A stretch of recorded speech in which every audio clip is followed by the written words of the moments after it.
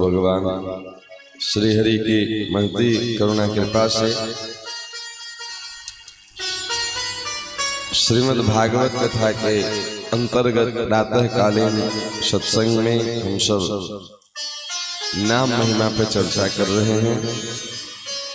आइए 2 मिनट सीताराम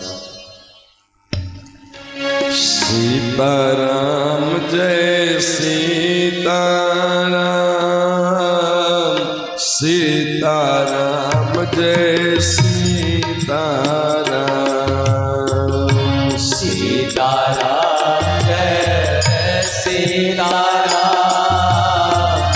सीताराम जय सीताराम सीताराम जय सीताराम सीताराम जय सीताराम सीताराम जय सीताराम सीताराम जय सीताराम सीताराम जय सीताराम सीताराम जय सीताराम सीताराम जय सीताराम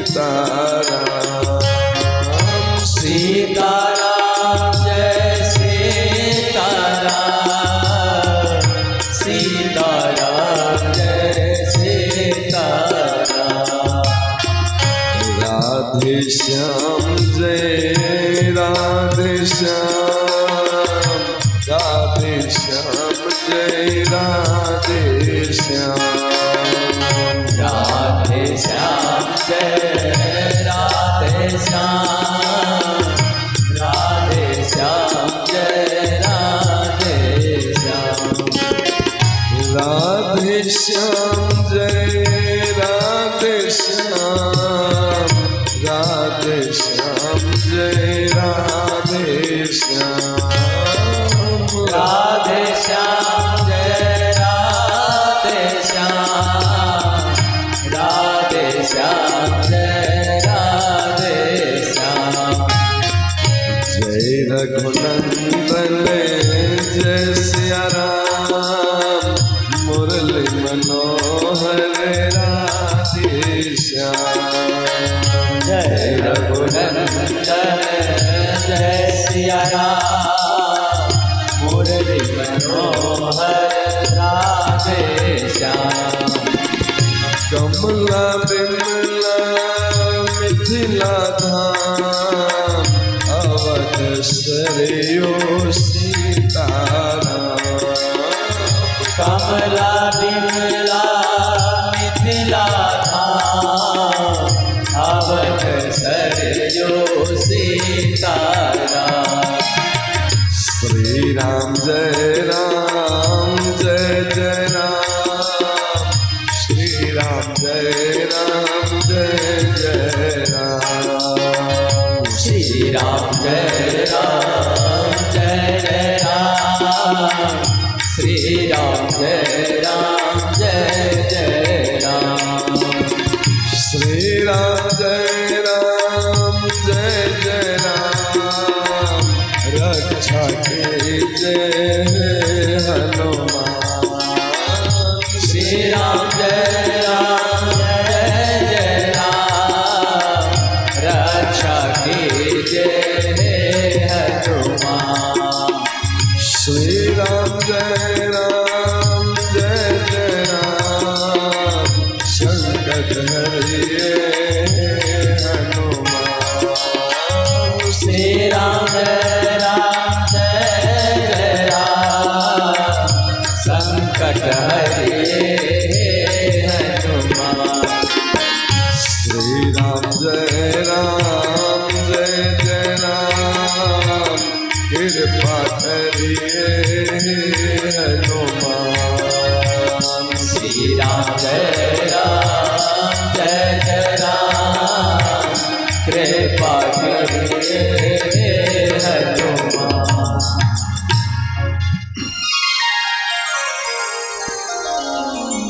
नाम वंदना के प्रकरण में बालकांड के प्रथम दोहा, दोहा क्रमांक 18। गिरा अर्थ जल बीच सम कहियत भिन्न न भिन्न, बंदो सीताराम पद जिन्हें परम प्रिय खिन्न। इसके बाद की जो चौपाई है, बंदो नाम राम रघुवर को, हेतु किसान भानु हिम कर को, इस पर चर्चा हो गई है। दूसरी पंक्ति, विधि हरिहर में वेद प्राण सो, अगुण अनुपम गुण निधान सो, चर्चा हो गई है इस पे भी। महामंत्र जो जपत महेशो, काश्य मुक्ति हेति उपदेशो, इस पे भी चर्चा हो गई है। महिमा जासु जान गण राओ, प्रथम पूजियत नाम प्रभाव। गणेश जी बाकी हैं जी, क्योंकि वास्तव में नाम वंदना का श्री गणेश अब होगा। अब गणेश जी कृपा करेंगे तो आगे की फिर चर्चा जहां भी यथामति तथागति होगी। इसके बाद की भी चौपाई की चर्चा हो गई है, क्योंकि वो शिव जी से संबंधित ही थे। सहस नाम सम सुन शिव वाणी, जप जय पिय संग भवानी, इस पे हम सब चर्चा कर चुके हैं। हर से हेतु हे हर ही को, किए भूषण तिय भूषण ति को, कल के सत्संग में इसी पर चर्चा हो रही थी। नाम प्रभाव जान शिव नीको, काल कूट फल दीन अमी को, कल ये दोनों चौपाई पे चर्चा हो चुकी है। इसके बाद का जो दोहा है, दोहा क्रमांक 19, बरसा ऋतु रघुपति भगति, तुलसी साली सुदास, राम नाम बर वरन जुग सावन भादव मास। बड़ा अद्भुत दोहा है। तो एक तो ये दोहा क्रमांक 19 थोड़ा अवलोकन करेंगे, और एक महिमा जा सुजान गण राव, प्रथम पूजियत नाम प्रभाव। गण राव गणेश जी जिनकी महिमा जानते हैं, अच्छा क्यों न हो, जिनकी महिमा इनके पूज्य पिताजी महादेव जी जानते हो, और इनके पूजनीय माता जी पार्वती अम्बा जानती हो, तो फिर पुत्र न जाने ऐसा कैसे हो सकता है। इस सत्संग की महिमा है। आप सत्संग करेंगे तो आपके बच्चों में वो सत्संग बिना प्रयास के उतर जाएगी। नहीं, पिताजी माताजी क्या करते हैं, तो तुम पुनि राम राम दिन राते, सादर जपहि अनंग राते, सहस नाम सुन सुन शिव वाणी, जप जय पिय संग भवानी। तो दोनों दिन रात राम राम कर रहे हैं, तो भैया बच्चे कहाँ जाएंगे।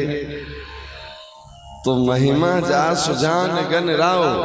तो स्वामी जी पहले तो बताए कि नाम प्रभाव जान शिवनी को, शंकर जी अच्छे से जानते हैं नाम का प्रभाव।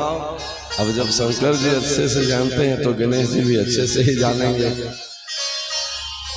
इस पे चर्चा करेंगे, पर थोड़ा सा 19वां दोहा का स्मरण कर लें। बरसा ऋतु रघुपति भगति, भगवान की भक्ति क्या है। अपने यहाँ ऋतु कितने होते हैं, तो उन 6 ऋतुओं में 6 ऋतु 12 महीने में, एक वर्ष में ना, तो 2-2 महीने की एक ऋतु होते हैं। बसंत की ऋतु हम सब चर्चा किए थे, मधु और माधव 2 मास। इसलिए राम जी प्रकट हुए, हाँ, 9वीं तिथि मधुमास पुनीता, पुनीत मतलब पवित्र। तो वर्षा ऋतु का 2 मास कौन सा है। 12 महीने में 6 ऋतुओं में वर्षा ऋतु का 2 मास कौन सा है। इसी में है बरसा ऋतु रघुपति भगति, तुलसी साली सुदास, राम नाम बर बरन जुग सावन भादव मास। सब लिखा पढ़ी में है। अब वर्षा ऋतु रघुपति भगति, इन 12 महीने में राम जी का भक्ति की बरसात होती है सावन भादों में। और सावन भादों में कौन पुष्ट होता है? तो बरसा ऋतु रघुपति भगति तुलसी साली सुदास। तुलसीदास जी अपने आपको क्या कह रहे हैं? साली। साली मतलब ससुराल वाली साली नहीं। बरसात का संबंध कृषि से है, खेती से है, और खास करके धान का फसल बरसात में बहुत बढ़िया होता है। तो धान में एक प्रजाति होती है जिसको साली कहते हैं, उसको साठी भी कहते हैं। साठी क्यों? क्योंकि 60 ही दिन में तैयार होता है। 30 दिन सावन का, 30 दिन भादों का। नाम सुने होंगे ना, पहले चलता था साठी बहुत, अब हालांकि धीरे धीरे कम हो गया है, लेकिन आज भी मिलेगा। जहाँ जल का स्रोत बहुत हो ना, तो वो स्वतः उत्पन्न हो जाता है। न भी आप बोए वो स्वतः साठी, भले उसको फिर पशु चल जाए, चूंकि रखवाली नहीं होती है। हमारे यहाँ आज भी होता है, तालाब वगैरह में बहुत देखते हैं बरसात में अपने आप वो साठी का पेड़ उगाता है, उसकी बालियां। उसकी चावल की बड़ी महिमा है, पौष्टिक बहुत होता है अन्य चावल से। अब धीरे धीरे लोग विज्ञान का जो है ना, विज्ञान मतलब विशेष ज्ञान, विशेष ज्ञान का प्रयोग तो अच्छा है, लेकिन बचपन में हम लोग सुनते थे जो ज्यादा खुराफाती होता था, लोग डांट के कहते थे तुमको ज्यादा दिमाग हो गया है, इतने बड़े लोग बैठे हैं, नहीं वो तुम ही ज्यादा काबिल हो गए हो। विज्ञान का एक अर्थ अभी है, जो आपको कोई शुद्ध चीज खाने न दे उसी को विज्ञान कहते हैं। देसी गैया का दूध की धार काढ़ के लाइए, मशीन में डाल के उसका मक्खन निकाल ले, उसका क्रीम निकाल, सब पौष्टिक तत्व निकाल ले, आप पैकेट में भर करके दुगना दाम पे आपको दे, इसको विज्ञान कहते हैं। ये आप घर में नहीं कर सकते हैं, ये विज्ञान से ही संभव है। जिसका सब पौष्टिक तत्व निकाल लिया और वो पॉलीथीन में डाल दिया और महाराज फ्रिज में ठंडा ठंडा दे रहा है, टोंड दूध हो गया, इसका कीमत ज्यादा मिलेगा, समझे कि नहीं? ये विज्ञान। शुद्ध सरसों का तेल पिरवाइए और उसको रिफाइन किया, डबल रिफाइन किया, ट्रिपल रिफाइन किया। अच्छा, इतना भी दिमाग पब्लिक में भी नहीं है कि भैया कीमत शुद्ध का होना चाहिए ज्यादा कि अशुद्ध का। आज आप जाइए, मील का तेल जितना कीमत में मिलेगा, रिफाइंड तेल उससे ज्यादा कीमत में मिलेगा। तो शुद्ध से भी ज्यादा कीमत में हम अशुद्ध लेके आ रहे हैं और अपने आप को पढ़े लिखे समझदार समझ रहे हैं कि भैया हम ब्रांडेड खाते हैं, समझे कि नहीं? इतनी भी बुद्धि नहीं रह गई कि जो शुद्ध है, अच्छा सरसों का तेल शुद्ध सामने पेर रहा है, उससे ज्यादा शुद्ध आप क्या बना दीजिएगा? गाय की धार सामने कढ़ रही है, उससे ज्यादा बढ़िया दूध क्या बना दीजिएगा? लेकिन हम ले रहे हैं और अपने आप को समझदार भी समझ रहे हैं कि भैया हम अब ब्रांडेड खाते हैं, वो हाइजीनिक हो गया हो, समझे ना? तो गोस्वामी जी कहते हैं कि बाकी धान तो जैसे अभी कृत्रिम धान आप जेठ में भी उगा ले रहे हैं, अन्य महीने में भी वर्षा नहीं भी होगी ना, तो बाकी धान आप मोटर के पानी से उगा लीजिएगा। लेकिन साठी चावल जो है ये मोटर के पानी से नहीं होगा, ये तो उसको बरसात का पूरा भरा हुआ पानी चाहिए। मतलब उसको इतना पानी चाहिए कि उसकी जड़ से 3 इंच पानी जब तक भरा नहीं रहेगा 60 दिन, तो वो पुष्ट नहीं होगा। बाकी धान क्या है महाराज, जमीन फटने लगा तो भिगा दीजिए, धीरे धीरे पोषित होते रहेगा और 60 दिन अब लेता भी नहीं है, जल्दी ही तैयार हो जाता है। ये विज्ञान का देन है। गोस्वामी जी बोले कि बाकी लोगों के लिए तो अन्य साधन है, कहीं भी यज्ञ से जप से तप से पुष्ट हो जाए। राम बरसा ऋतु रघुपति भगति तुलसी साली सुदास। तुलसी तो 60 साली के तरह है, जब तक उसको बरसात का मतलब रघुपति भक्ति का भरपूर जल न मिले तो महाराज वो सूख जाएगा, पुष्ट ही नहीं होगा, मुरझा जाएगा, समझे कि नहीं? बाकी लोगों की ज्ञानियों की भक्ति की तो भाई 2 मिनट में वो बैठे अपना नित नियम किए हो गया, समझे कि नहीं। हमारे लिए तो पुष्टि का एक ही साधन है कि निरंतर सीताराम सीताराम सीताराम सीताराम की बरसात होती रहे, तब ये साठी पुष्ट होगा, समझे कि नहीं। आइए, जब तक ये बरसात नहीं होगी, एक कृत्रिम पानी से ये पुष्ट नहीं होगा। अब आप समझिए क्या ध्वनि है। अन्य सब साधन को गोस्वामी जी कृत्रिम साधन घोषित कर दिए, नहीं। अब उसकी महिमा कम नहीं है, वो भी ठीक है, लेकिन हमारी क्वालिटी उस लायक नहीं है। ये किसी को कम नहीं कर रहे हैं, दूसरे को तो हम चर्चा में कर दिए ना। गोस्वामी जी किसी की चर्चा नहीं कर रहे हैं, गोस्वामी जी कह रहे हैं कि हम तो उस साठी की तरह हैं, उस साली की तरह हैं, जिसके लिए स्पष्ट है ना, राम नाम बर बरन जुग सावन भादो मास। हमको 1-2 महीने नहीं, जुग जुग तक इंतजार करवा लीजिए, जब तक सावन भादो नहीं आएगा। जैसे साठी का बीज जुगो जुगो तक सूखी भूमि में पड़ी रहे, जब तक सावन भादो का जल नहीं मिलेगा वो हरित पुष्पित पल्लवित फलित और पुष्ट नहीं होगा। तो महीने 2 महीने के तो चले क्या, राम नाम बर बरन जुग, इनके बिना जुग बीत जाए, कुछ नहीं होना है हमारा। तो 12 महीने की तो चले क्या महाराज, पूरा जुग बीत जाए बिना राम नाम की बरसात का, मेरा जीवन तो बस ऐसे ही पड़ा रहेगा निर्जीव की तरह। नहीं, जब तक जल न मिले तो साली का चावल धान भूमि में है, तभी तो जल में तालाब में उत्पन्न हो जाता है। बिना बोए उत्पन्न हो रहा है, मतलब कहीं न कहीं बीज रूप में पृथ्वी सबको सुरक्षित रखती है। बरसात में देखते हैं बहुत सारे वृक्ष वनस्पति पेड़ पौधे बिना बोए उगते हैं। क्या मतलब है, पृथ्वी में सबका बीज तत्व सुरक्षित रहता है। उसके अनुरूप जब मौसम होता है, अनुरूप वातावरण होता है, तो बिना प्रयास के वो उगाते हैं। उसी प्रकार से गोस्वामी जी कहते हैं कि हमारे जीवन को पुष्ट करने के लिए दूसरा कोई साधन नहीं है। आप लाख प्रयास करके भी, आप भागवत जी में कथा सुन चुके हैं, ज्ञान भक्ति को पुष्ट करने के लिए नारद जी कितने उपक्रम किए हैं वृंदावन में, पुष्ट नहीं हुआ। हाँ, थोड़ी देर के लिए जगह, आंख खोला, फिर सो गया, मूर्छित है ना। ज्ञान भक्ति को पुष्ट करने का साधन क्या है, तो वही नारद जी जब सनकादिक भगवान के साथ सत्संग में बैठ गए, और महाराज बिना बुलाए ज्ञान भक्ति मेरा कहाँ मूर्छित था वृंदावन में, और कथा कहाँ हो रही, हरिद्वार में। आज भी आप देख लीजिए, वृंदावन से हरिद्वार में ट्रेन से भी उतना जल्दी नहीं पहुंचिएगा।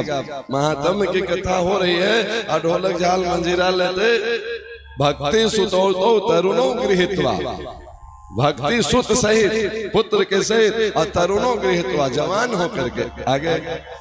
इतना जल्दी तो आज बहुत फास्ट ट्रेन से भी हम लोग वृंदावन से हरिद्वार पहुंचेंगे नहीं पहुंचेंगे। ये है सत्संग की महिमा। उसी प्रकार से गोस्वामी जी कहते हैं कि वर्षा ऋतु रघुपति भगति, हमारे लिए तो बरसात का ऋतु वही है जिस ऋतु में भगवान की भक्ति हमसे बन जाए। बाकी सब ठीक है, सबका अपना अपना महत्व है। बसंत का अपना महत्व है, ग्रीष्म का अपना महत्व है, शिशिर का, हेमंत का, सबका। किसी का महत्व हमको नहीं कम करना है, आगे आएगा इसमें। पिछले सप्ताह भर से लगभग हम लोग चर्चा कर रहे हैं, गोस्वामी जी राम नाम की महिमा बता रहे हैं, श्रेष्ठ बता रहे हैं, सर्वश्रेष्ठ बता रहे हैं। इसी में आएगा कि देखिए, इसका मतलब यह नहीं है कि हम ये कह रहे हैं कि राम नाम ही बड़े हैं, अब आगे साधन छोटा है, ये हम नहीं कह रहे हैं। हम दोनों के बारे में बस बता रहे हैं, निर्णय आप लोग करेंगे। आगे आएगा, देखिए दोहा क्रमांक 20 के बाद तीसरी पंक्ति, को बड़ छोट कहत अपराध हो। जैसे कल हम लोग चर्चा किए ना, नाम नामी रूप और धाम, नाम लीला रूप और धाम।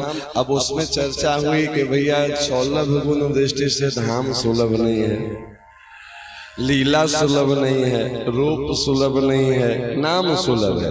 तो इसका मतलब ये कतई नहीं समझ लीजिएगा कि धाम की महिमा हम कम बता रहे हैं, लीला की महिमा हम कम बता रहे हैं, रूप की महिमा कम बता रहे हैं। नहीं, हम सुलभ गुण दृष्टि से बता रहे हैं कि हमारे लिए ये ज्यादा सुलभ है। अब जो धामनिष्ठ संत हैं, आज भी संकल्प पूर्वक धाम वास कर रहे हैं लाखों संत, उनको कुछ भी हो जाए, महाराज प्राण छूट जाए, वो अपने इलाज के नाम पे धाम से बाहर नहीं जाएंगे। ऐसे ऐसे संत, ब्रज की एक संत का जीवन कैसा होता है। संत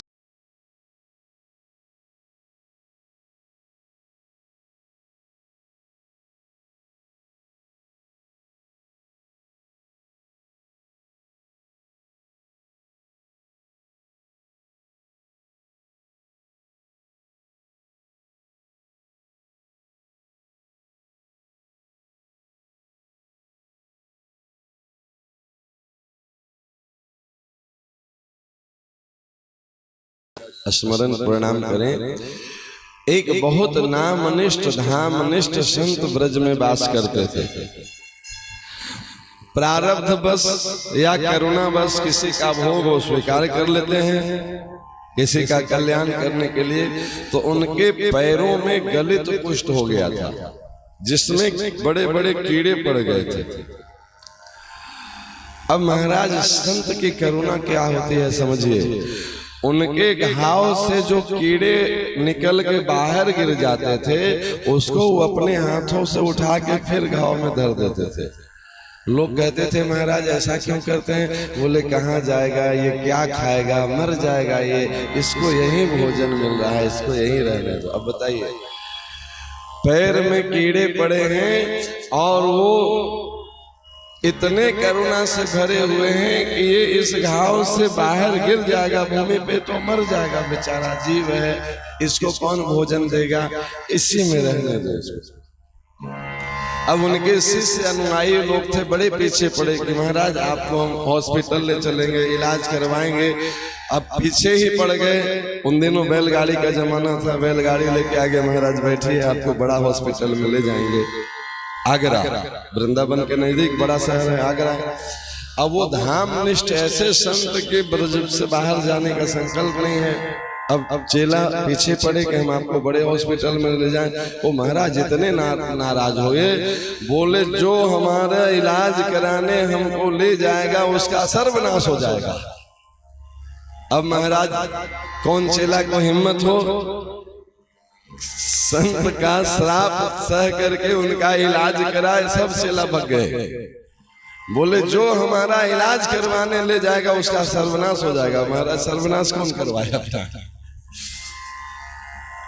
उसके बाद कुछ लोग एकदम में पीछे पड़ गए, तो कोई डॉक्टर को बुला के ले आए कि चलो गुरुजी नहीं जाते हैं ब्रज से बाहर, तो डॉक्टर को ही भाई ज्यादा फीस दे करके बुला लिया जाए।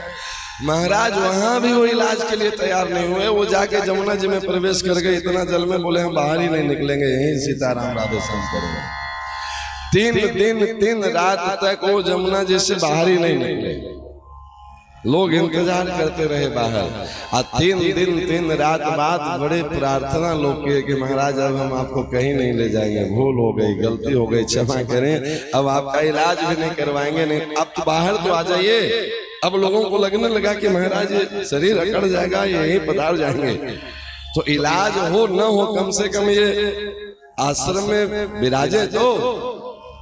अब जमुना जी की कृपा सुन लीजिए। और 3 दिन 3 रात बाद आए तो महाराज उनका पैर एकदम कंचन हो गया था। जितने जख्म वाला वो भाग था ना, सब मछलियां नोच नोच के खा गई थे। और एकदम महाराज दिव्य फिर भीतर से नए नए कोमल मांस चले आए थे। या कहिए कि वो प्रारब्ध को जमुना जी मिटा गए। उसके बाद उनकी बीमारी गायब और पूर्ण स्वस्थ। अब ये हम इसलिए बता रहे हैं कि ऐसे धामनिष्ठ लोग हों तो उनके लिए तो धाम सुलभ है। हमारे लिए हम धाम में जाते हैं। अच्छा, धाम की महिमा हमको समझ में आती है। धामनिष्ठ संत धाम से क्यों नहीं बाहर जा रहे हैं, उसकी भी कथा सुन लीजिए। धाम की महिमा भगवान की कितनी गाई गई है। धाम की महिमा क्या है? यत् गत्वा न निवर्तन्ते, जहां जाने के बाद लोग वापस नहीं जाता है। यही है ना धाम की महिमा। भगवान स्वयं बोले हैं यत् गत्वा न निवर्तन्ते तद धाम परमम मम, मेरे धाम में आने के बाद वापसी नहीं है। हम लोग धाम में जाते हैं वापस आ जाते हैं। बताइए, वैकुंठ में जाकर के भी अब वापस आने का मन कर रहा है। महाराज घर में काम बिगड़ रहा होगा। तो धाम की महिमा समझ में आई हमको? कथा में हम भले जितना सुना ले गा ले कि वृंदावन वैकुंठ को तोलो तुलसीदास, भारी सो नीचो रहो हल्को पड़े आकाश। महाराज वो वैकुंठ से भी ज्यादा महिमा है ब्रज की। लेकिन हम लोग वृंदावन जाते हैं तो जाने से पहले आने का टिकट करवा लेते हैं। आना कब है? नहीं। अब बताइए, जाने से पहले दिमाग यहीं लगा हुआ है, तब ना आने का डेट फिक्स है कि इतना दिन से ज्यादा हम रह नहीं पाएंगे। वो भी मुश्किल से साल 2 साल में एक आध बार समय निकालते हैं। इसका मतलब क्या है? अभी तक धाम का महत्व हमको लगा नहीं। और जिनको लग गया, महाराज हम इलाज के लिए भी नहीं जाएंगे, ठाकुर जी जैसे रखें। अब वैकुंठ का मालिक जो है उनके यहाँ हम आ गए हैं, तो फिर वो पवाएं तो ठीक, न पवाएं तो ठीक, पलंग पे रज में जहां पड़े रहे। ये महत्व जिसको समझ में आ गया वो धाम से बाहर नहीं जाते हैं। ऐसे अनेक संत आज भी निष्ठा पूर्वक वास कर रहे हैं। और सच्चाई ये है कि उन्हीं संतों के प्रसाद से अपने राम को रोटी मिल रहा है, वरना अपना साधन तो क्या है, वो दूसरे तो क्या जाने, अपने तो पता है ना जी कि हमारी साधन क्या है। तो धाम की निष्ठा सौलभ गुण दृष्टि से जो होना चाहिए हमें अभी प्राप्त नहीं है। धाम के बाद है लीला। कल इस पे चर्चा हो चुकी है, लेकिन फिर से जो गाली करिएगा तो बढ़िया से बचेगा। लीला का अर्थ हम कल चर्चा में बताए हैं। शाम की कथा में भी, सुबह की कथा में भी शायद चर्चा हुई है, जब भी हुई हो, लेकिन कल हुई है, इतना स्मरण है। अब लीला का सीधा सीधा अर्थ सुनिए। लीला मतलब अगर आपकी मनोभूमि उर्वर नहीं है तो लीला का मतलब है वो लील जाएगा आपको पूरे। लील जाना मतलब निकल गया, खत्म, कुछ बचेगा नहीं। भागवत जी का आश्रय लें तो ब्रह्मा जी जैसे बुद्धिमान को लील गई ठाकुर जी की बाल लीला। एक ऐसा ब्रह्म है जो ग्वाल वालों का जूठा खा रहा है, लील गई ना ब्रह्मा जी को। कितना लील गई? महाराज जो गैया बछड़ा को चुरा के ले चल गए, ग्वाल वालों को चुरा के ले गए, लील गई ब्रह्मा जी को। ऐसे अनेक प्रसंग हैं भागवत जी में, कहीं दूसरी जगह आश्रय लेने की जरूरत नहीं है। उद्धव जी को लील गई लीला। देव गुरु बृहस्पति के शिष्य इतने ज्ञानी और गोपियों को याद करके कृष्ण रो रहे हैं, उद्धव मोहे ब्रज विसरत नहीं। और उद्धव जी कहते हैं बार कन्हैया, अरे गोपी रोती है ये बात तो समझ में आता है, वो ग्वारीन गांव की, पर तुम तो ब्रह्म हो, तुमको तो पता है कि वो गैया के गोबर उठाने वाली, कंडा पाथने वाली गोपियां हैं, उसको याद करके तुम ब्रह्म, तुम रो रहे हो। उद्धव जैसे ज्ञानियों को लील गई, ब्रह्मा जी जैसे को लील गई, भगवान की लीला नहीं समझ पाए। लील जाना मतलब नहीं समझ पाए, तो हम और आप भगवान की लीला पचा जाएंगे। लीला तब पचेगा जो एक बार जिसको भगवत स्वरूप में दर्शन कर लिए, जीवन भर उनमें भगवत भाव रखें। हम सुने हैं प्रामाणिक संतों के मुखारबिंद से, सुदामा कुटी के बड़े महाराज जी, उनके सामने जो बचपन में कन्हैया बनते थे, बचपन में श्री जी बनते थे, और बुढ़ापे की अवस्था में भी जब वो मिलने आते थे तो महाराज जी भी वृद्ध हो गए, 80, 85, 90 वर्ष के। आज जो बचपन में लाला बनते थे 10-12 वर्ष के, अभी वो 50 वर्ष के हो गए हैं। लेकिन हम सुने हैं प्रामाणिक संतों से कि वो आते थे तो महाराज जी उनको गोद में बिठा लेते थे। अस्तो शरीर है उस लायक नहीं है, लेकिन उस समय भी वो गोद में बिठा के लाला को प्यार करते थे। आज भी उसी स्वरूप में उनको बिठा के अपने हाथों से कुछ प्रसाद खवाते थे। क्यों? ये साक्षात भगवान आ गए। इतनी निष्ठा है हमें। महाराज ये तो हमको पता है ना कौन बने हैं राम जी, कौन बने हैं कृष्ण जी। अभी हमारी बुद्धि स्थूल शरीर में लगा हुआ है। हम तो मंदिर में भी रह करके भगवान के प्रति भगवत भाव नहीं रख पाते हैं, तो मनुष्य में कहाँ भगवत भाव रखें।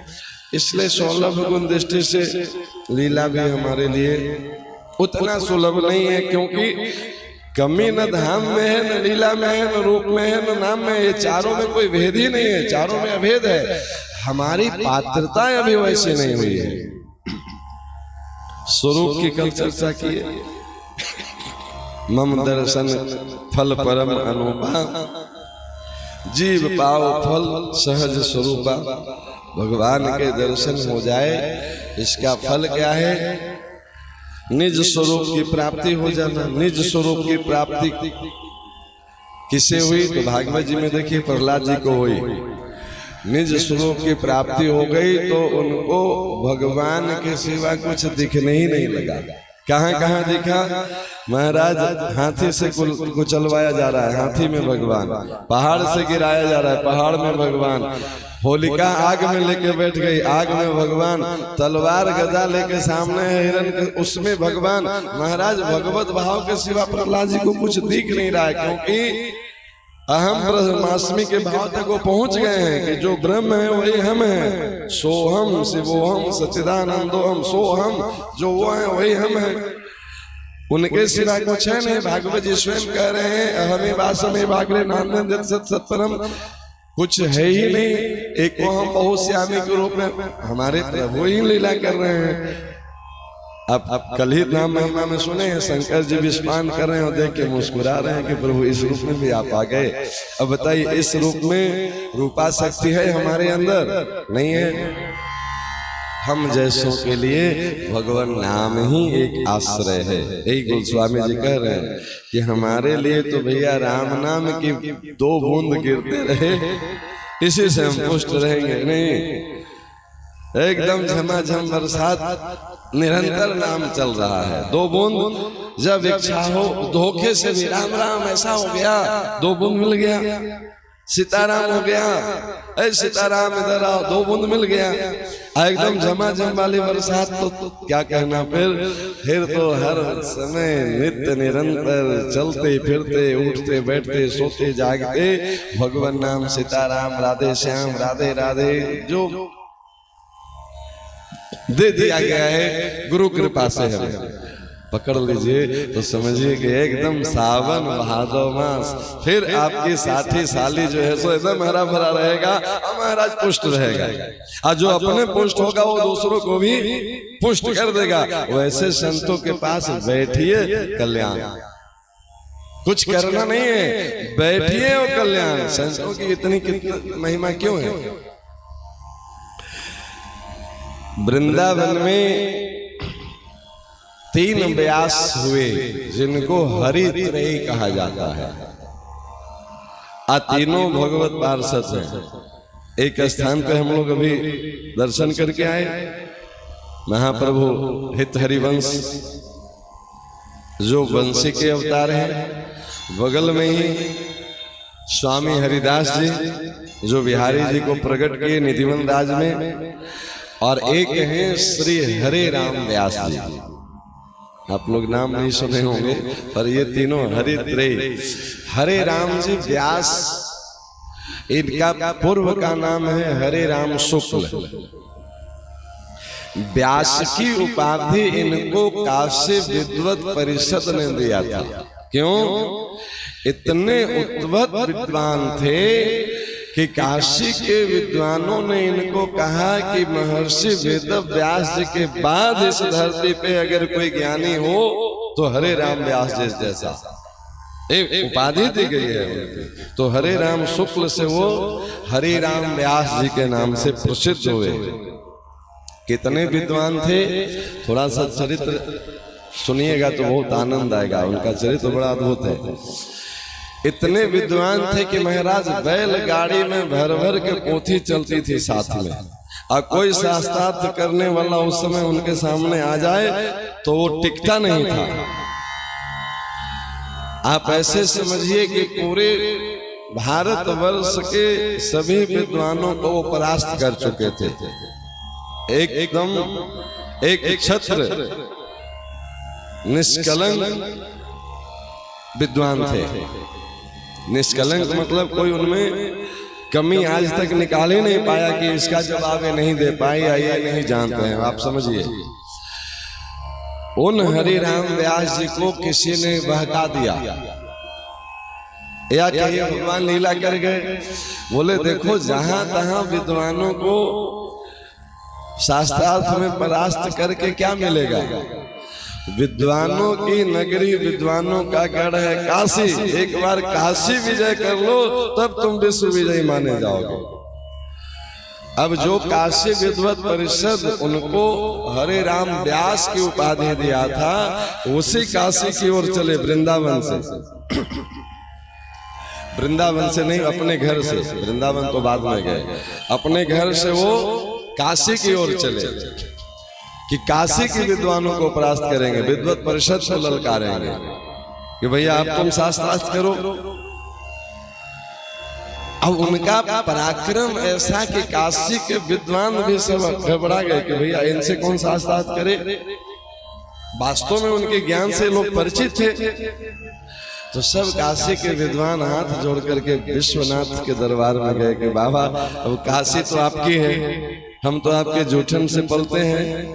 अब काशी के विद्वत परिषद अगर परास्त हो गई तो आप काशी के ना कहो सप्तपुरियों में।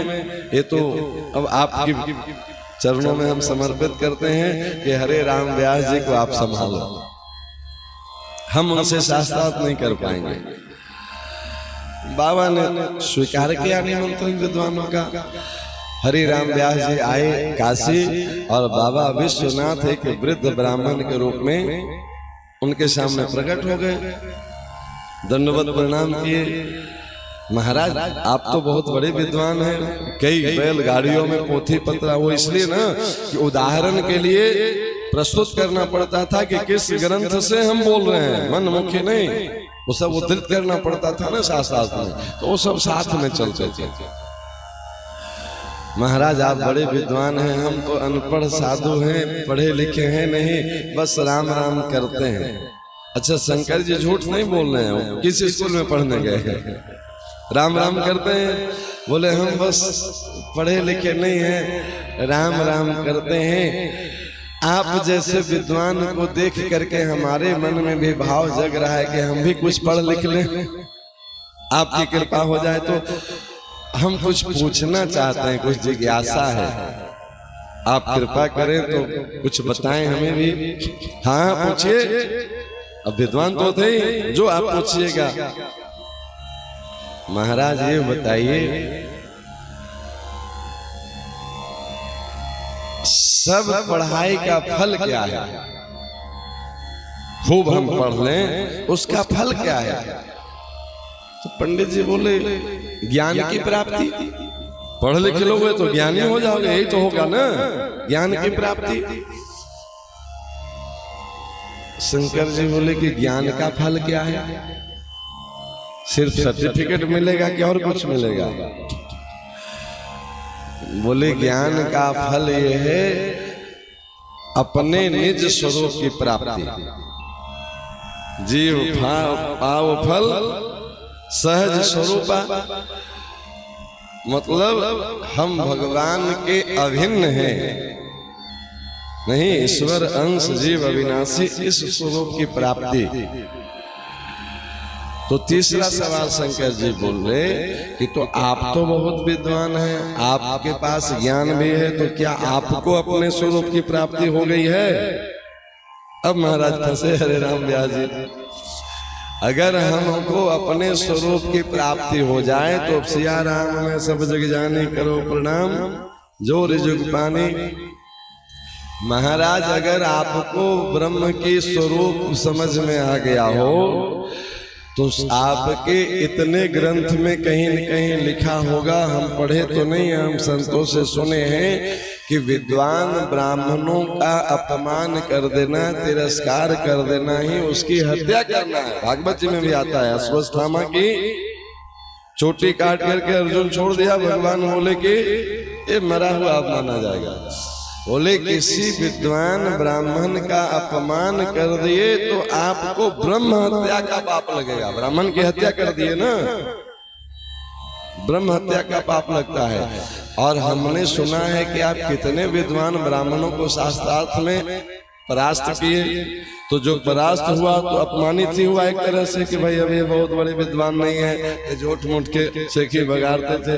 तो आप इस प्रकार से कितने ब्रह्म हत्या का पाप अपने माथे पे लेके चल रहे हैं। वास्तविक ज्ञान की प्राप्ति हुई, ऐसा उपदेश दिए शंकर जी महाराज, जो उनके चरणों में गिर गए। बोले आप कोई साधारण महापुरुष नहीं है प्रभु, आप अपना वास्तविक स्वरूप बताइए, आप कौन हैं।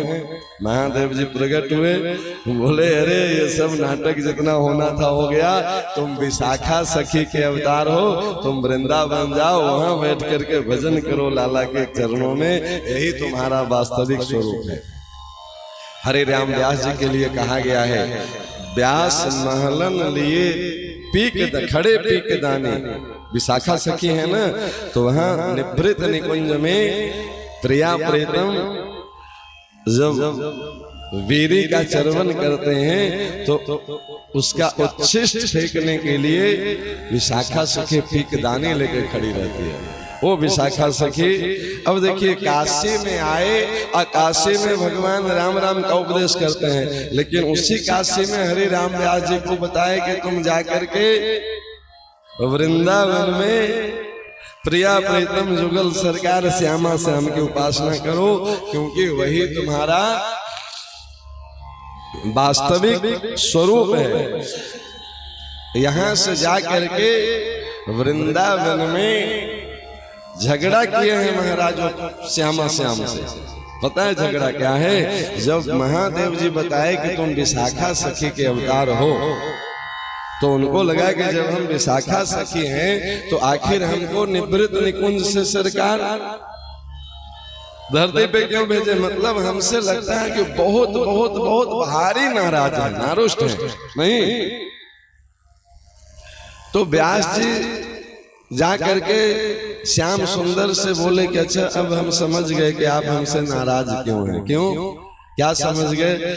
हम ब्राह्मण हैं ना, इसलिए आप नाराज हैं। अरे महाराज, हम तो नमो ब्रह्मण देवाय गो ब्राह्मण, नहीं नहीं नहीं, वो सब आप नाटक करते हैं। आपके भीतर में अभी तक वो बात बैठी है कि हमारे पूर्वज भृगु जी ब्राह्मण थे, आपके छाती पे लात मारे थे, आप उसीलिए नाराज हैं। उनके वंशज मान करके हमसे आप नारुष्ट होकर के हमारी ओर आप देख नहीं रहे हमको। ठीक है, हम पृथ्वी पे आए, अवतार लिए, यहाँ तक तो ठीक है, आपके स्वरूप की विस्मृति कैसे हो गई? आए तो हम आपके भजन में लगे रहते। हम समझ गए सरकार आपकी गलती नहीं है, हमारे पूर्वज भृगु जी के द्वारा अपमान बन गया था ना, वो चरण पर हार कर दिए थे। कोई बात नहीं है, हम आप उनके वंशज हैं, उनकी गलती को हम भोगने के लिए तैयार हैं। कैसे भोगोगे? तो सरकार वो आपके छाती पे एक चरण का प्रहार किए थे, आप अपना दोनों चरण पधरा दीजिए हमारे छाती पे, चुक जाएगा ना दुगना। देखिए उनका पद है, व्यास दास से पतित सो भृगु को पलटो ले। क्या देन है? व्यास दास से पतित सो, इस पतित से, पतित इसलिए कि भैया हमारे पूर्वज आपका अपमान कर गए हैं। व्यास दास से पतित सो भृगु को पलटो ले, बदला ले लीजिए हमसे, हम तैयार हैं। व्यास दास से पतित सो भृगु को पलटो ले, उन मार्यो और एक पद तुम दोनों पद दे हो। दे मारो महाराज, गुस्से में ही अपना दोनों चरण पधरा दो। अब देखिए, इसको प्रेम कलह कहते हैं, झगड़ा नहीं है, भगवान के दोनों चरण मांग रहे हैं। नहीं कि प्रभु अब ठीक है, कोई अपराध बना होगा, निकुंज से हमें धरती पे भेज दिया गया, पर हम तो आपके दास हैं, आपके चरण में आ गए हैं। और उसके बाद फिर वो ब्रज से बाहर नहीं गए। और बड़ी अद्भुत अद्भुत उनके पद हैं। एक सुंदर सा पद और सुनाए आपको। आदि मध्य और अंत में यह संतन की रीति, संत सभे गुरुदेव हैं, व्यास यह प्रतीति।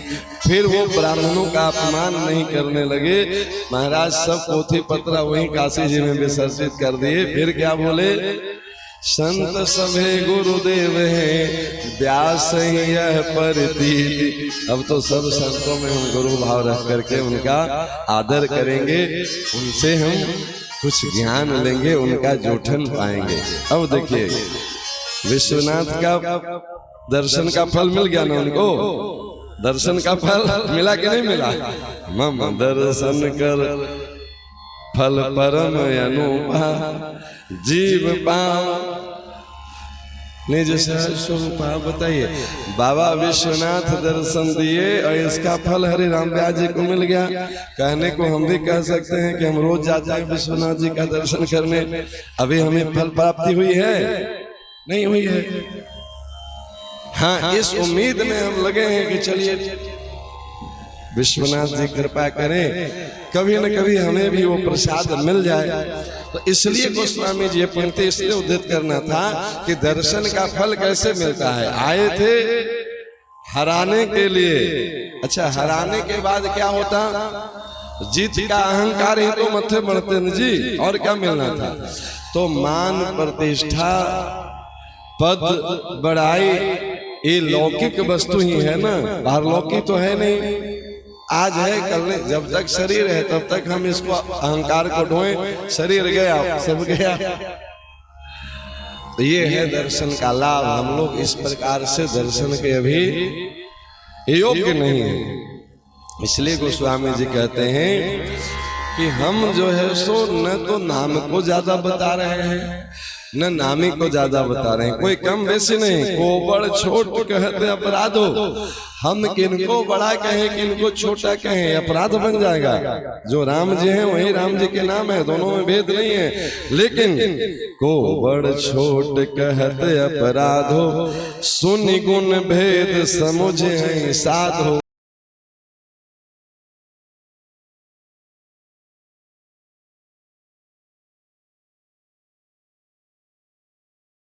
वो समझ जाएंगे और फिर उनको जो अच्छा लगेगा करेंगे। हम कौन होते हैं कि हम आपको कहें कि आप नामे जप में लगिए, आप ये मत करिए, आप वो मत करिए। भैया हमारा काम क्या है? बता देना, यही नहीं है।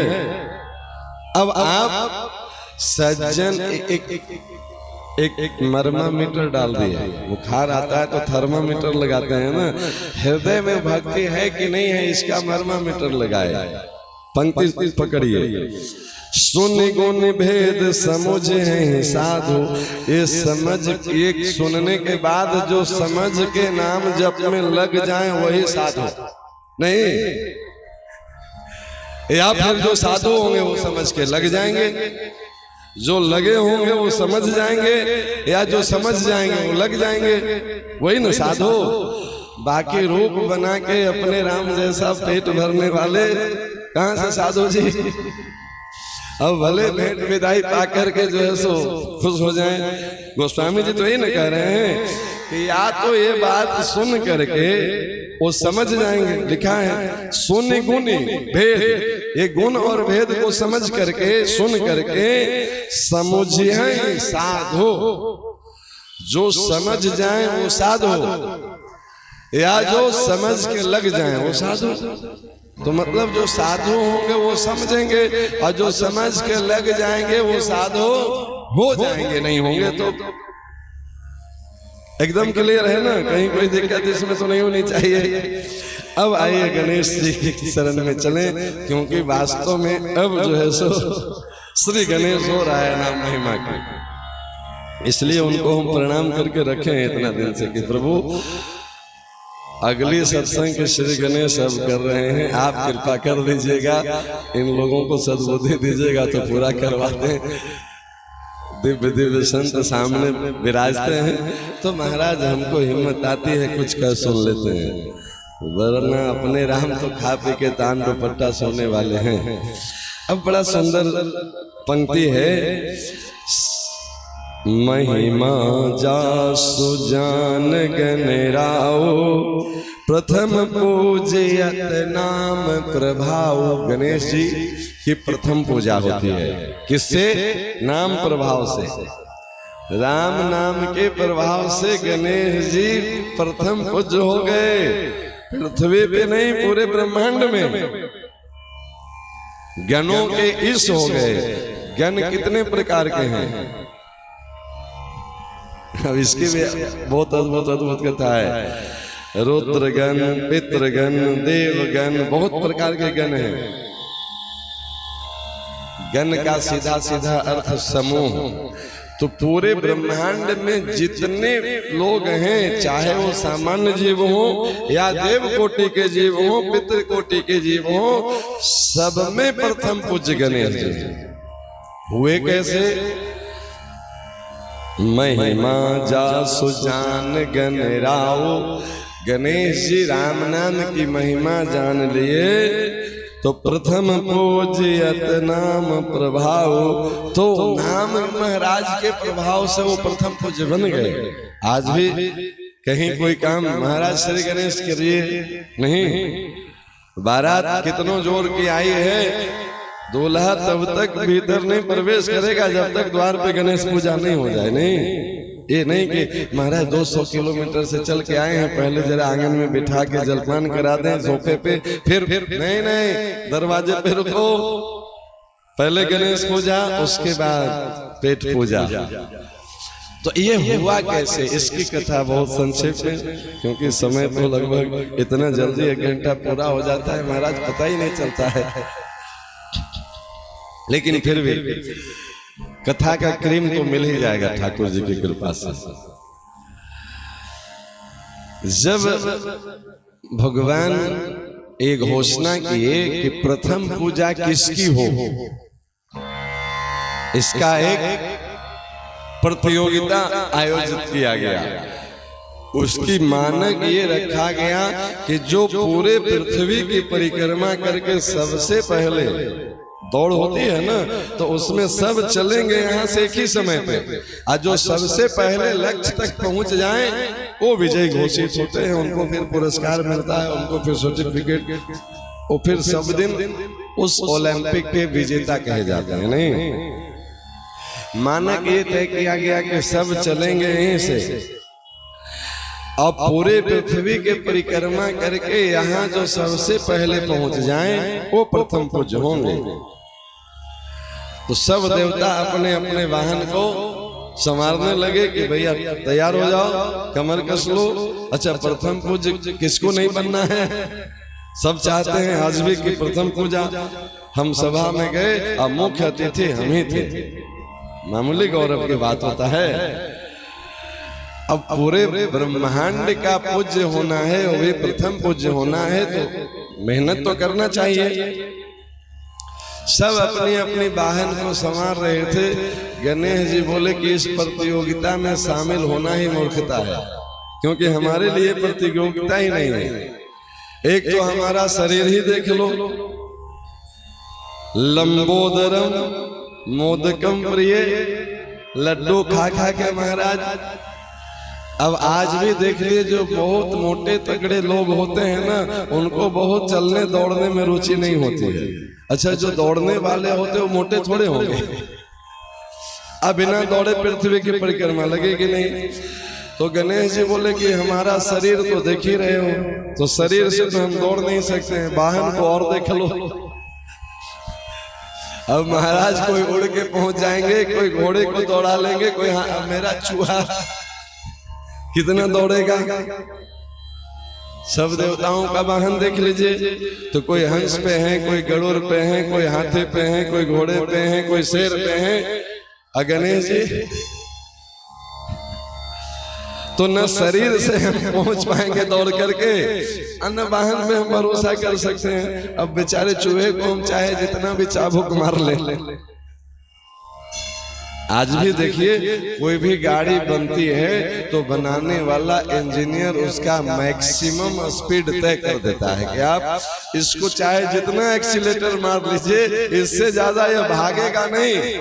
चाहे जितना बड़ा हाईवे हो, जितना बढ़िया रोड बना लीजिए, जितना पेट्रोल टंकी फुल कर दीजिए, आप जितना एक्सपर्ट ड्राइवर को बैठा दीजिए, इस गाड़ी की स्पीड इससे ज्यादा नहीं जाएगी।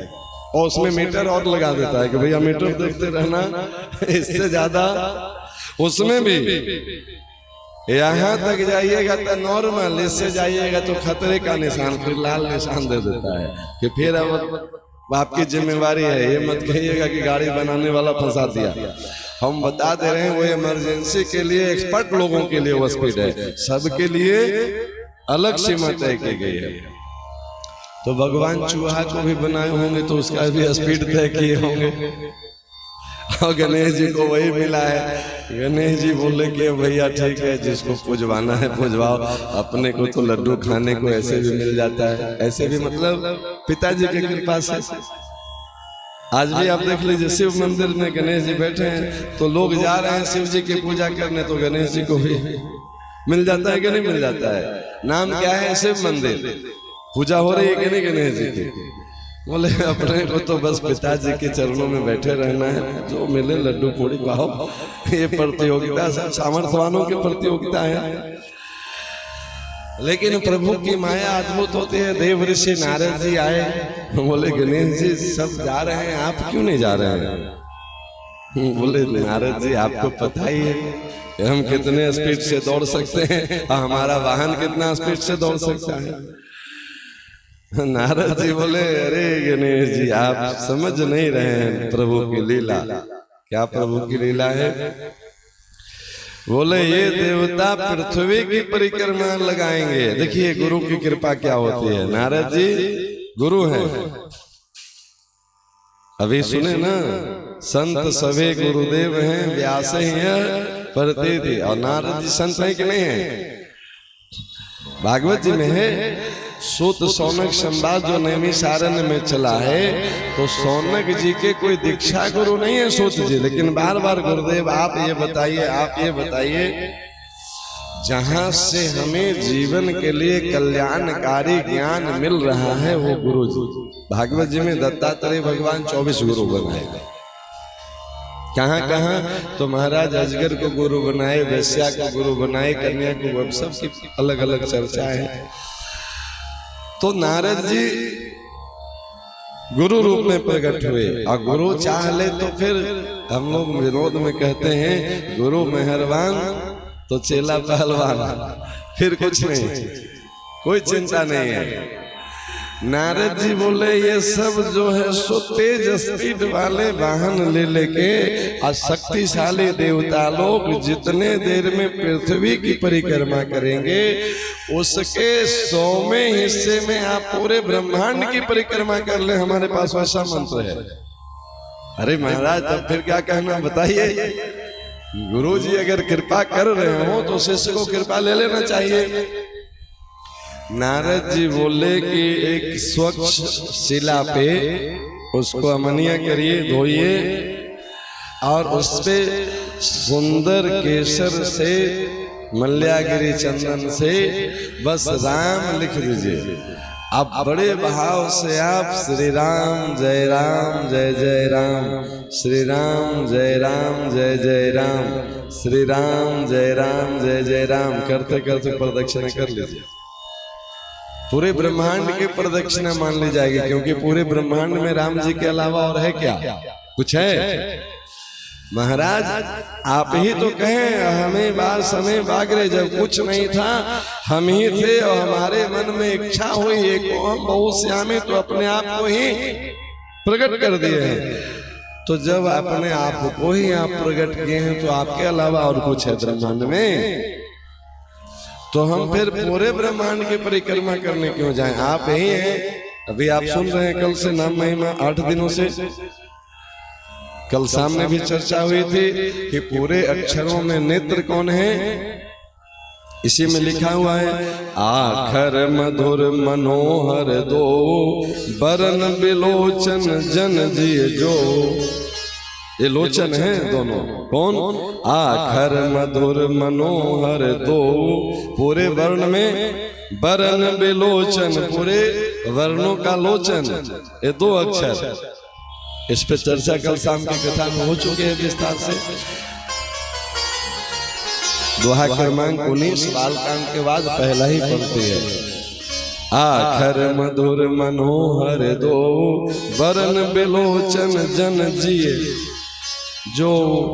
इसको दो नेत्र मानिए। पूरा अक्षर ब्रह्म है, पर पूरे अक्षर में ब्रह्म भाव तब दिखेगा जब नेत्र राम नाम खुल जाए। वो कैसे खोलेंगे? तो निरंतर करत करत अभ्यास ते, जड़मति होत सुजान, रसरी आवत जात ते, सिल पे पड़त निशान। आप निरंतर अभ्यास करिए, सीताराम नाम महाराज प्रकाश करेंगे, फिर सब समझ में आने लगेगा। तो नारद जी क्या बताएं? एक पवित्र शिला पे पवित्र चंदन से केसर मिला करके राम नाम लिख लीजिए और राम राम कहते कहते घूम जाइए। अब इतना तो महाराज कितनों स्थूल काय व्यक्ति हो, आ कितनों कम स्पीड वाला चूहा हो तो कर ही लेगा ना। इतना घूमने में ये काम आसान है कि मुश्किल है? क्यों जी, आप लोग को क्या लगता है, काम आसान है कि मुश्किल है? नहीं, ये बहुत मुश्किल है। राम नाम की परिक्रमा कर लेना मतलब हमारा जीवन राम राम के ही इर्द गिर्द घूमते रहे। वो एक बार परिक्रमा से नहीं प्रथम पहुंचोगे।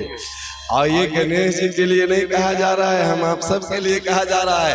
महाराज आपका जीवन अगर राम नाम के इर्द गिर्द घूमते रहे तो आज भी आप समाज में जहां जाइएगा प्रथम पूज्य बन जाइएगा। आप करके देख लीजिए।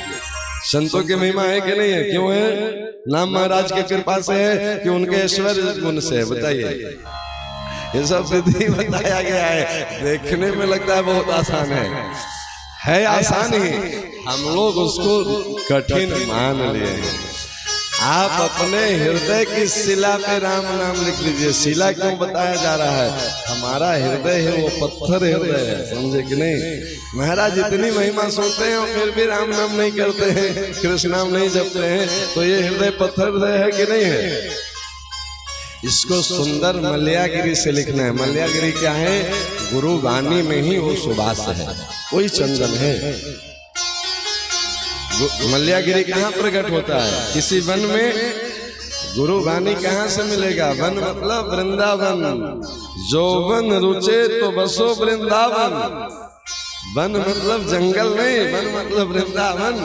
और उस वृंदावन रूपी वन के सुगंधित वृक्ष हैं संत सदगुरुदेव भगवान। और उनके जो भीतर से नाम राम महाराज की जो सुगंधि फैल रही है उसको अपने हृदय पटल पे अंकित कर लीजिए, तो फिर आपका हर श्वास उन्हीं की परिक्रमा लगाएगा। नहीं, चलते फिरते उठते बैठते खाते पीते फिर महाराज नाम प्रकट होने लगेंगे। जहाँ है श्री राधे श्री राधे श्री राधे, श्री कृष्ण गोविंद हरे मुरारे, हे नाथ नारायण वासुदेव। आप लोग के लिए भी है, हमारे लिए भी है। जैसे हमको बोलने की ही सेवा मिली है तो हम वही बोलेंगे जिसमें नाम महिमा ज्यादा से ज्यादा हो। कथा में हम आपको प्रसन्न करने के लिए बढ़िया बढ़िया चुटकुला भी सुना सकते हैं, लोग सुनाते भी हैं। अब तालियां भी खूब बजती है। अभी नाम महिमा में एक आध दिन ताली बजी है। हमको ताली से प्रसन्न होना है कि महिमा से प्रसन्न होना है, ये हमारे ऊपर है। नहीं, हम ऐसे ऐसे प्रसंग सुनाए कि महाराज आप एकदम जो है सो ताली के क्या नोटों की बरसात कर दें, कब रुला दें कब हंसा दें, ये वक्ता के सब अधीन है। लेकिन हमें वैसे प्रसंग में भूल के भी नहीं जाना है जो हमें भगवान से विलग ले जाता है। लोग ताली बजाए न बजाए, चढ़ावा चढ़ाए न चढ़ाए, हमें भगवान को प्रसन्न करना है। ठीक उसी प्रकार से आप देख लीजिए, हमें गाने की सेवा मिली है, तो हम कुछ भी गा बजा करके पब्लिक को नहीं प्रसन्न करेंगे। हम कोशिश करेंगे कि वैसा ही भजन गाएं जिसमें भगवान नाम का उच्चारण ज्यादा से ज्यादा हमको करने का सौभाग्य मिले। हो सकता है पब्लिक की तालियां थोड़ी कम मिले, खूब तड़क भड़क वाला भजन वो न बन पाए, आपके वीडियो पे लाइक थोड़ा कम आ जाए, लेकिन सच मानिए श्री सीताराम जी, श्री रामा श्याम जी के हृदय में आपका लाइक अंकित हो जाएगा। नहीं, ये है राम नाम की परिक्रमा लगाना। लोग समझते हैं गणेश जी एक बार घूम गए और अरे महाराज अभी तो सुने ना जी, महिमा जा सुजान गणराव, जो व्यक्ति महिमा जान जाएगा एक बार घूम के सो जाएगा। हम महिमा नहीं जान रहे हैं इसीलिए तो लग नहीं रहे हैं। जो व्यक्ति पैसा की महिमा जान गया तो महाराज भोजन का समय हो गया है, घर से टिफिन आ गया है, भूख भी लगी है, लेकिन नोट लिए ग्राहक खड़ा है, तो टिफिन महाराज हम देखे हैं कि 12 बजे आया, 4 बजे तक ठंडा हो गया, अब भोजन नहीं कर रहा है। क्यों?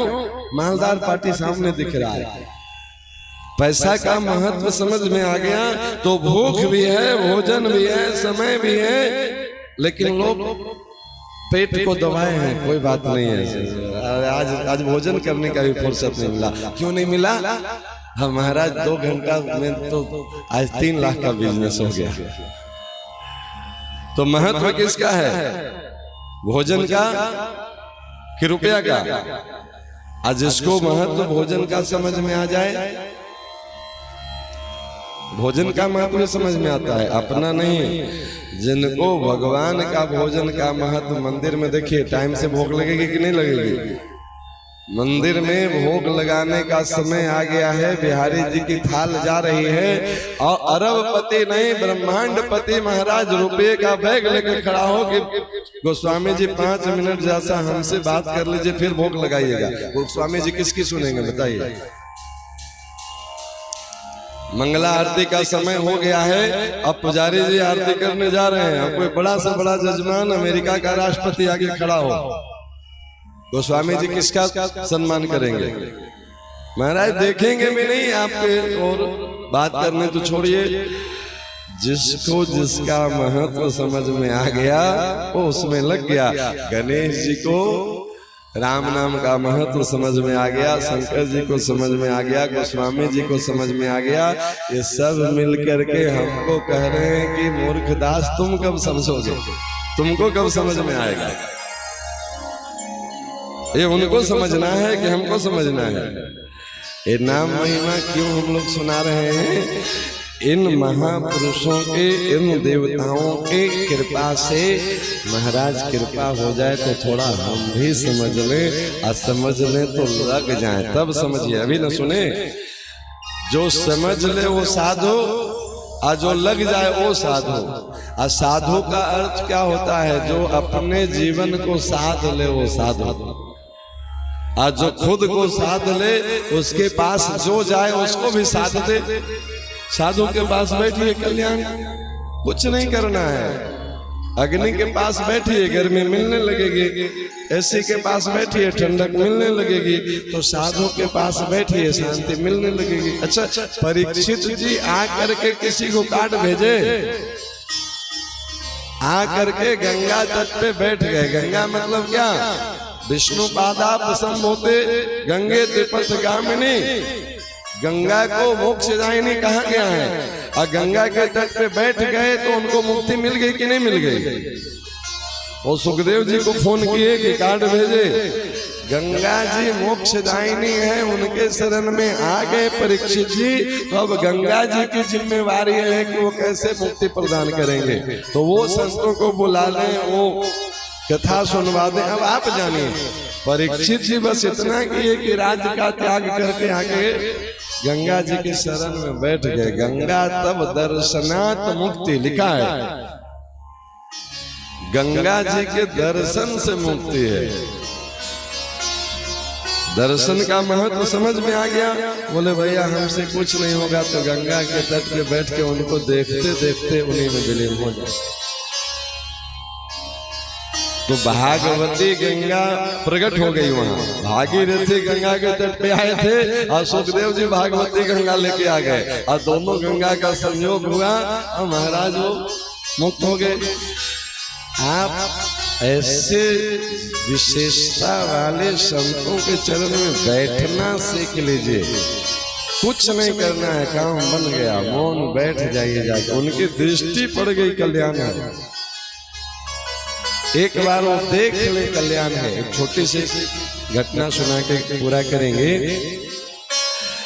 श्री धाम अवध के बहुत ही दिव्य संत हुए हैं जिनका नाम है संत श्री गोपालाचार्य महाराज। वो एक बार संत महिमा पे प्रवचन कर रहे थे कहीं कि कोई भजनानंदी संत के उपयोग किया हुआ कोई भी वस्तु वो छू जाए तो आप में भजन का प्रकाश हो जाएगा, ऐसा कुछ बता रहे थे पूज्य संत श्री गोपालाचार्य महाराज। तो एक बहुत बड़े सेठ जी कोई आए थे, उनके शिष्य थे, दर्शन के लिए श्री धाम अयोध्या जी में आए थे। ये बात सुने तो उनको कुछ पचा नहीं कि महाराज ठीक है, अब उनके वस्त्र छू जाएं, उनके कमंडल छू जाएं, उनके आसन छू जाएं और उनसे हमें भक्ति प्रकट हो जाए। थोड़ा बढ़ चढ़ के महात्मा लोग बोल देते हैं। तो वो प्रकट में तो कुछ बोले नहीं, वो निवेदन ये किए कि क्या महाराज अभी वर्तमान में भी ऐसे कोई संत हैं इस अयोध्या जी में जिनका कोई प्रसादी वस्त्र या उपयोग किया हुआ सामग्री छू जाए तो हमें भजन प्रकट हो जाए।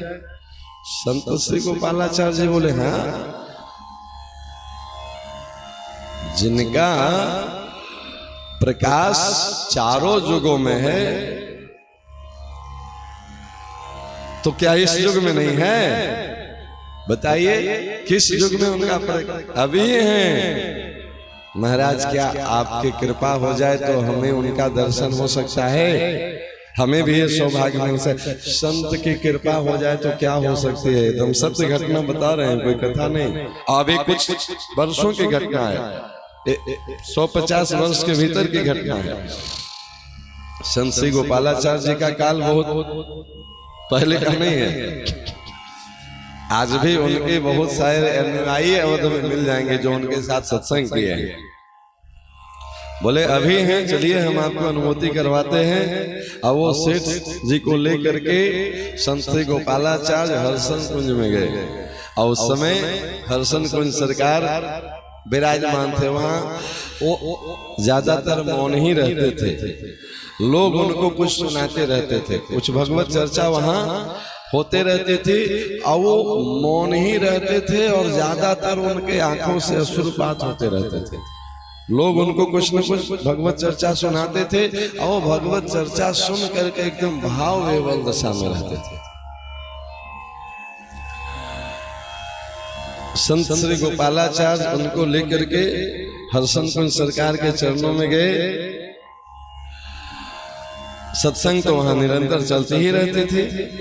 सेठ जी सत्संग में बैठ गए और संत श्री गोपालाचार्य हर्षण कुंज सरकार के चरणों में बैठ गए और सत्संग चल रही थी। चलते चलते संत श्री गोपालाचार्य हर्षण कुंज सरकार के चरण सेवा पाठ संवाहन धीरे धीरे करने लगे। अब संत वृद्ध संत थे तो मना भी नहीं कर पाए। अब संतों का भाव तो वही वो जाने क्या लीला करना चाहते थे दोनों मिलकर के। अब वो चरण संवाहन करते करते पाद संवाहन करते करते क्या किए कि अपने अंग वस्त्र उनके चरणों में गिरा दिए, जानबूझ करके उनके चरणों पे डाल दिए। और वो होते रहा, सत्संग चलते रही। कुछ काल तक ये चला, घंटा, आधा घंटा, 2 घंटा, जितना भी चला हो। अब वो समय हम बहुत परफेक्ट नहीं बता सकते हैं, चूंकि सुनी हुई बात बता रहे हैं, देखी हुई लीला मेरी नहीं है। उस काल में शरीर था नहीं वहां पे, लेकिन एकदम प्रमाणिक बात बता रहे हैं। जब भी वहां से संत श्री गोपालाचार्य जी की कृपा हुई तो वो चरण सेवा छोड़ के उठे। तो बस इतना किए कि हर्षण कुंज सरकार स्वामी श्री राम नरसन दास जी, नाम सुने होंगे, परिचित होंगे उनसे। उनके चरण पे जो अपना अंग वस्त्र संत श्री गोपालाचार्य जी रख दिए थे, वो वस्त्र उठा करके वो सेठ जी के कंधे पे रख दिए, वहीं पे, कहीं गए नहीं, वहां से उठाए और उनके माथे पे डाल दिए। महाराज वो वस्त्र उनके माथे पे जाते ही वो बिलख बिलख के रोने लगे सेठ जी, और उनके भीतर अष्ट सात्विक प्रेम के लक्षण प्रकट हो गए। सबके देखते देखते एकदम सभा की घटना है। इसके कितने लोग प्रमाण हैं? अब इसमें दो कारण हो सकती है, संत चरण की महिमा और एक संत का संकल्प भी उसमें काम कर रहा था। संत श्री गोपालाचार्य अपने संकल्प से संत चरण की महिमा का प्रकाश करना चाहते थे, तो दोनों संतों की इसमें महिमा है, ठीक है ना। लेकिन है तो संत महिमा ही ना, चाहे वो चरण रज के प्रभाव से हो या संत के संकल्प के प्रभाव से हो, पर महिमा किसकी कहेंगे इसको? महाराज सिर्फ अष्ट सात्विक भाव नहीं जगा, वो सेठ फिर आजीवन भजन में लग गया, समझे कि नहीं। ये एक संत का संकल्प का प्रभाव और एक संत के चरण रज के प्रभाव, प्रसाद का प्रभाव, ये आज भी संभव है। इस युग की कथा है, रोज हो रही है। भगवान की लीला नित्य कही गई है, ये नित्य है, निरंतर है। हमारे इन स्थूल आंखों में वो क्षमता नहीं है। ये अखियां कब देख पाएगी? जब अर्जुन की तरह से गुरुदेव भगवान कृष्णम वंदे जगत गुरु, वही किसी रूप में, गुरु रूप में हमें प्राप्त हो करके और हमें ज्ञान की दिव्य दृष्टि प्रदान कर दें, तब फिर बात बन जाएगी। अज्ञान तिमिरांधस्य ज्ञानांजन शलाकया, एक ज्ञान की शलाका हमारे अज्ञान की आंखों में लगा दें गुरुदेव भगवान, तो चक्षुर उन्मीलितम येन, फिर महाराज ये हमारे ज्ञान के नेत्र उन्मीलित हो जाए, मतलब खुल जाएंगे। चक्षुर उन्मीलितमेन तस्मै श्री गुरुवे नमः। ऐसे गुरु गोविंद के चरणों में आज की सत्संग की वाक्य पुष्पांजलि समर्पित करते हैं। सीताराम जय सीताराम, सीताराम जय सीताराम, सीताराम जय सीताराम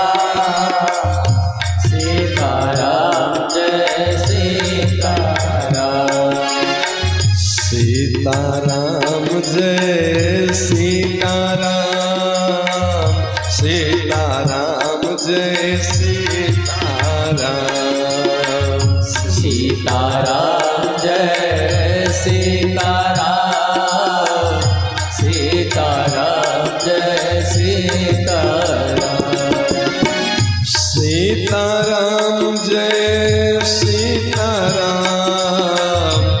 सीताराम जय सीताराम, सीताराम जय सीताराम, सीताराम जय सीताराम, राधे श्याम जय राधे श्याम, राधे श्याम जय राधे श्याम, राधे श्याम जय राधे श्याम, राधे श्याम जय राधे श्याम, राधे श्याम जय राधे श्याम, राधे श्याम जय राधे श्याम, राधे श्याम जय राधे श्याम, राधे श्याम जय राधे श्याम, सीताराम जय सीताराम, सीताराम जय सीताराम, सीताराम जय सीताराम, सीताराम जय सीताराम। 5 मिनट और एक बहुत सुंदर सा प्रसंग हमारे परम पूज्य गुरुदेव का अभी अभी स्मरण आया, गुरुदेव कृपा कर रहे हैं, उसको सुन लीजिए। ये इसी युग की अभी कुछ वर्ष पहले की सत्य घटना है। प्रहलाद जी आपको बहुत अच्छा लगेगा, बहुत सुंदर प्रसंग गुरु जी कृपा पूर्वक अभी अचानक से स्मरण में आया। गुरुदेव मथुरा में जब अपनी साधना पूरा किए, तपस्वी गुरुदेव का मथुरा रहा है, उनकी उसकी पूर्णाहुति 1000 कुंडीय यज्ञ से हुई थी। अब आप समझ सकते हैं उस समय गुरुदेव अपना मिशन का विस्तार इतना किए नहीं थे जितना आज है। फिर बाद में शांति कुंज बने और फिर विस्तार होते चला गया। उस समय 1000 कुंडीय यज्ञ हुआ था। अब आप समझिए कि कितना व्यापक और विशाल व्यवस्था होगी। और उस यज्ञ की विशेषता ये थी कि उसकी कोई रसीद नहीं छपती थी। मतलब जिसको जो देना हो सो सेवा में दीजिए, नहीं देना हो तो नहीं दीजिए, बस सेवा से होना था। कोई प्रशासनिक व्यवस्था नहीं, सब अपने गुरुदेव के परिकर से ही लगे थे। महाराज 1000 कुंडीय यज्ञ के लिए कितना बड़ा भूमि का शोधन किया होगा। तो 6 महीना पहले से घर द्वार छोड़ के बहुत सारे कार्यकर्ता उसमें लगे थे, भूमि को ठीक करने में, पंडाल बनाने में, यज्ञशाला बनाने में, व्यवस्था में लगे थे गुरुदेव की आज्ञा के अनुसार। एक व्यक्ति जिसका नाम पीताम्बर था, बेचारा बहुत गरीब परिवार का, उसको पता चला कि ऐसा कोई यज्ञ होने वाला है। तो उस यज्ञ में वो इसलिए आ गया था कि जब तक वहां रहेंगे तो घर पेट भोजन मिल जाएगा, बस इतने समझ लीजिए। उसका प्रयोजन न तो गुरुदेव का शिष्य था, न तो उसको यज्ञ से कोई पहचान थी, यज्ञ की बहुत महिमा, बस ये जानता था कि कोई ऐसा यज्ञ हो रहा है जहां निरंतर भंडारा भी चलती है। और आज भी अपने यहाँ कोई भेदभाव नहीं होता है, कोई भी आइए प्रसाद पाइए। आज भी शांति कुंज में निरंतर अपना जो चल रहा है भोजनालय, उसमें किसी से ये नहीं पूछा जाता है भाई आप गायत्री परिवार के हैं कि नहीं हैं, सहयोग कीजिए, आप आए प्रसाद पाइए, चल रहा है। तो वो पीताम्बर नाम का जो व्यक्ति था वो इसलिए वहां चला गया था कि चलो जब तक यहाँ रहेंगे तब तक यज्ञ में तो उधर पूर्ति हो ही जाएगी और थोड़ी बहुत सेवा भी कर देंगे जो बनेगा। देखिए गरीब आदमी भीतर से ईमानदार तो होता है कि भैया खा के अब दिन भर सोए थोड़े रहेंगे, तो जहां जो बनेगा थोड़ी बहुत सेवा भी करता रहा। इस प्रकार से यज्ञ जो पूरा हुआ, धीरे धीरे विदाई होने लगी, लोग जाने लगे।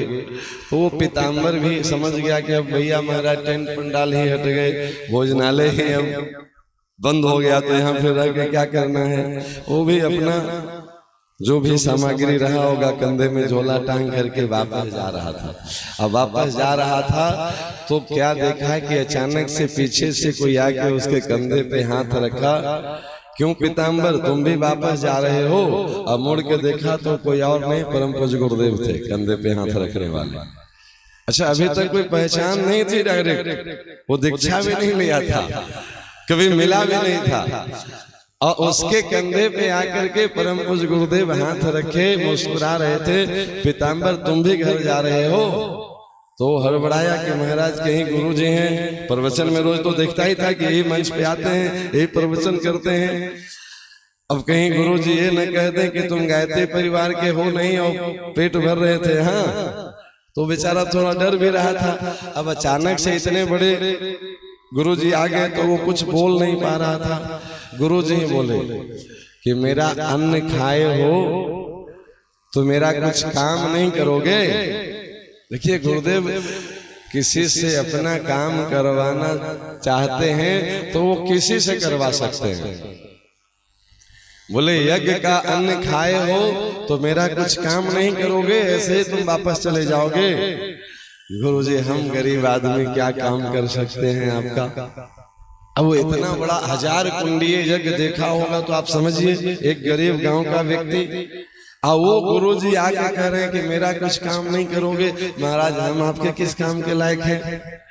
बोले तुम हमारा एक काम करो, तुम्हें करना ही चाहिए, क्योंकि तुमने यज्ञ का अन्न खाया है, इसलिए तुमको ये काम करना पड़ेगा। पहले कह रहे हैं करना ही चाहिए, फिर कह रहे हैं मेरा काम करना पड़ेगा। आदेश हो गई ना जी। अब गुरु आज्ञा करी ऐसी जो आज्ञा गुरुदेव, पर हम गरीब आदमी हैं, मेरे पास न पैसे है न साधन है, हम क्या कर सकते हैं, आप आज्ञा करें। तो गुरुदेव उसको एक जो अपना झोला होता है पीला, वो झोला में कुछ अखंड ज्योति पत्रिका दिए। बोले तुम हमारे इस पुस्तक को अपने यहाँ घर घर में जाके पहुंचाना। ये तो कर सकते हो ना? हाँ गुरुजी ये तो कर देंगे। पहुंचाना नहीं, जिसके यहाँ जाके देना, उनको कहना कि ये हमारे गुरुजी की लिखी हुई किताब है, इसको हम 8 दिन के लिए देने आए हैं, आप 8 दिन में पढ़िएगा, 8 दिन में फिर हम लेने आएंगे। और फिर 8 दिन में जाके पूछना कि आप पढ़े तो इसमें आपको क्या अच्छा लगा, और आप पढ़ लिए तो वापस दे दीजिए, फिर हम दूसरे को 8 दिन के लिए देंगे। ऐसे जाके इसको पढ़ाना। तो ये तो कर सकते हो ना? गुरुजी ये तो हम कर लेंगे, लेकिन एक समस्या है मेरे पास। बेचारा सीधा सर गांव का बेटा, अपनी समस्या बता। हम दिन भर आपकी पत्रिका लेके कभी इस घर में जाएंगे, वहां से लेके उस घर में जाएंगे, वहां से लेके उस घर में जाएंगे, तो हमारे घर वाले खाएंगे क्या और हम खाएंगे क्या? जिनके यहाँ पत्रिका देने जाएंगे वो भोजन तो हमको देंगे नहीं।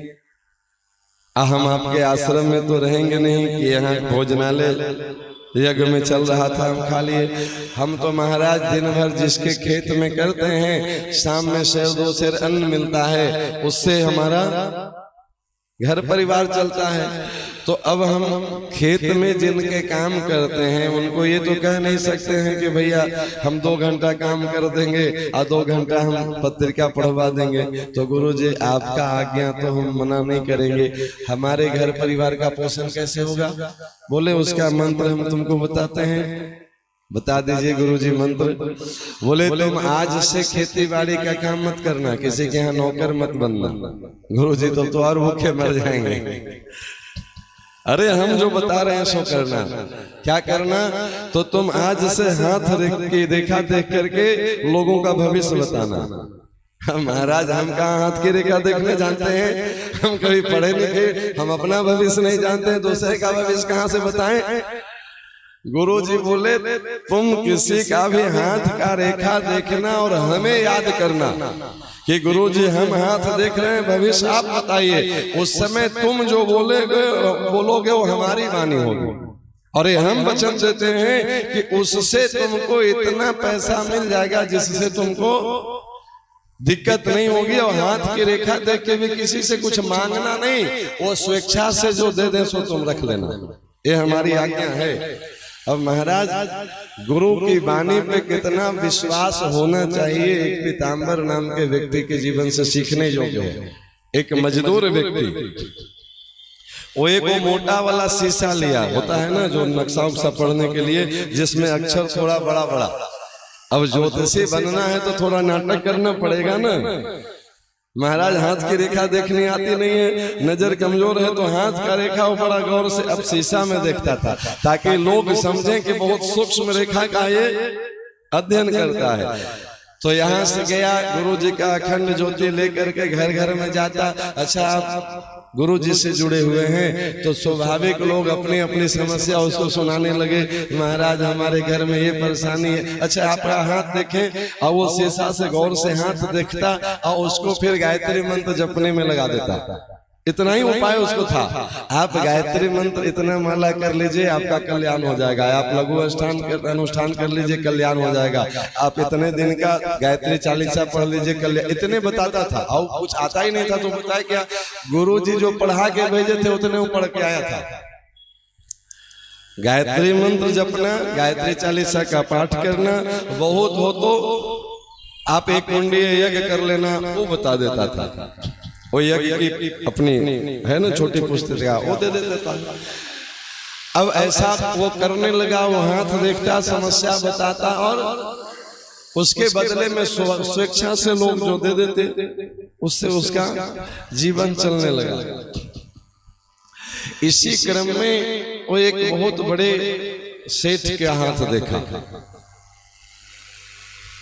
महाराज आपका भविष्य बता रहा है कि आपके दोनों बच्चे बड़े होकर के विदेश में चले जाएंगे, अमेरिका चले जाएंगे। उनके बच्चे अभी पढ़ लिख रहे हैं और वो बच्चा बता रहा है, कौन? एक अनपढ़ किसान, कि आपके दोनों बेटे पढ़ लिख करके अमेरिका जाएंगे, भारत में रहेंगे नहीं, और आपका जीवन एक आम का बगीचा में, गौशाला में, गैया की सेवा में बीतेगा।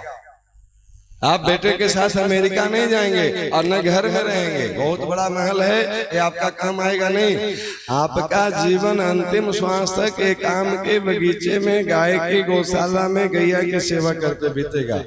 अब किसी सेठ को ये भविष्यवाणी पची होगी, महाराज हम क्यों गैया का गोबर उठाएंगे जी गौशाला में, हमारे नौकर चाकर, इतना बड़ा फैक्ट्री व्यापार, और बच्चे अमेरिका चल जाएंगे ये तो ठीक है, क्योंकि पढ़ाई हमको समझ में आ रहा है कि हम बहुत अच्छा पढ़ रहे हैं, लेकिन हम महाराज घर द्वार फैक्ट्री छोड़ करके गौशाला में क्यों चले जाएंगे?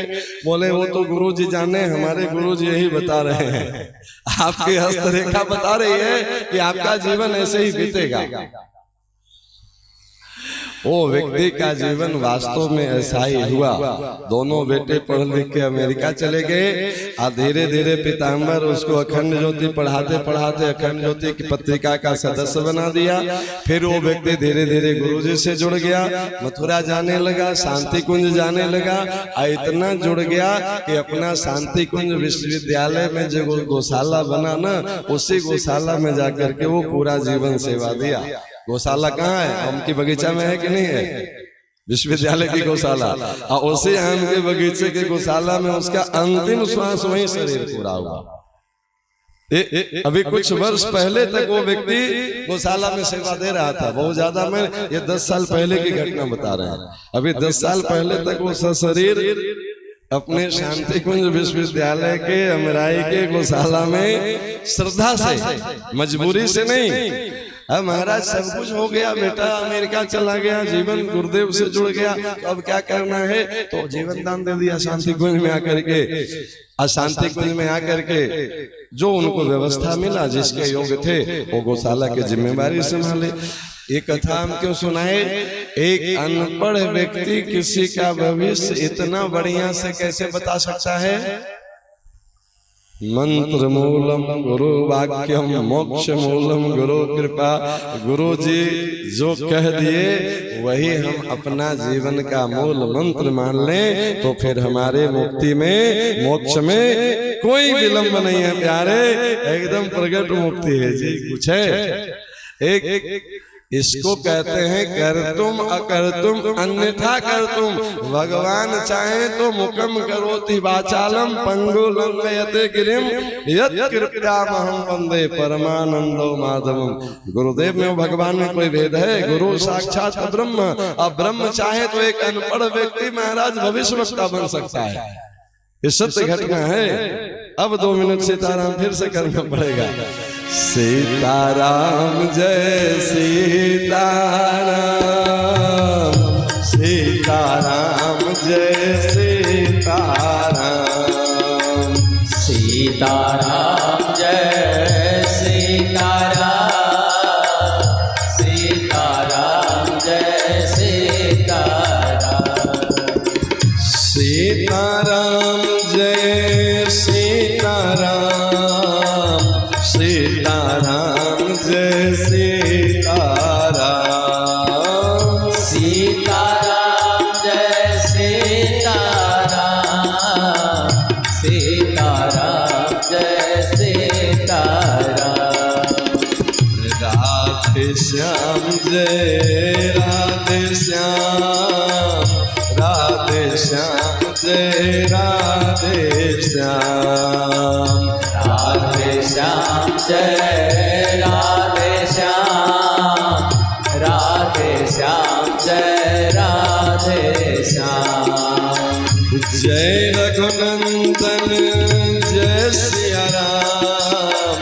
मुरली मनोहर राधे श्याम। जय रघुनंदन जय सिया राम, मुरली मनोहर राधे श्याम। जय रघुनंदन जय सिया राम, मुरली मनोहर राधे श्याम।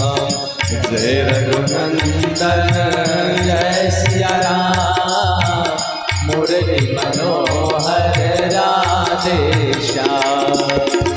कमला विमला मिथिला धाम, अवध सरयू सीताराम।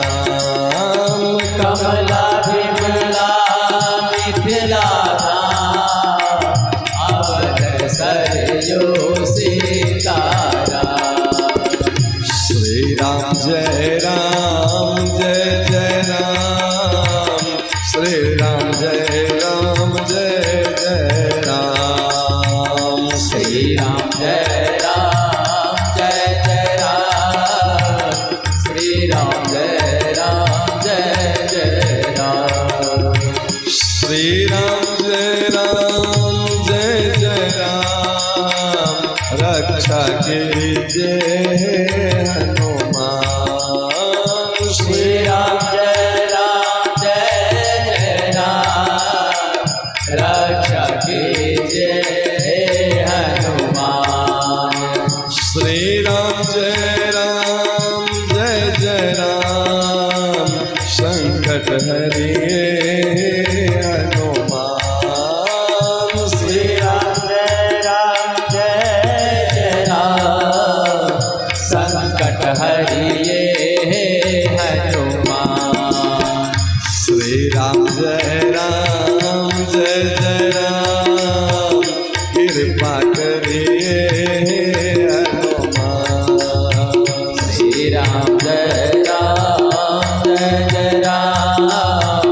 कृपा करिए हनुमान। श्री राम जय राम श्री राम जय राम श्री राम जय राम श्री राम जय राम। बोलिए श्री सीतारामचंद्र भगवान की जय। श्यामा श्याम सरकार की जय। लाडली लाल की जय, लड्डू गोपाल की जय। श्री हनुमान जी महाराज की जय। श्री सद्गुरुदेव भगवान की जय। जय जय श्री राधे श्याम, जय जय श्री राधे श्याम, जय जय श्री सीताराम। ओम नमः पार्वती पतये हर हर महादेव। प्रिय हो आज की वाक्य पुष्पांजलि गुरु गोविंद के चरणों